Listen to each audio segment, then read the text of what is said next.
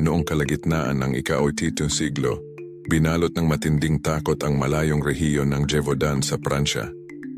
Isang misteryosong nilalang na tinawag na La Bête du Gévaudan ang di umano'y naghasik ng lagim sa mga maliliit na baryo. Inilarawan ito bilang dambuhalang asong gubat na may balahibong parang lobo, matatalas ng ngipin, at kakaibang lakas na hindi matalo ng karaniwang armas.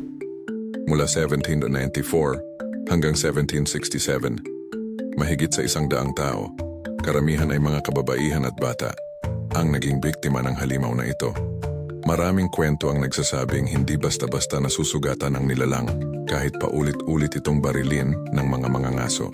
May mga bersyon na nagsasabing ito'y bunga ng sumpa o isang lihim na eksperimento, habang ang iba na may naniniwalang ito'y isang mailap at bihirang hayop na hindi pa natutuklasan ng agham. Sinasabing isang kilalang mangangaso ang nakapatay sa halimaw, subalit na natiling palaisipan kung ano talaga ang tunay na anyo nito.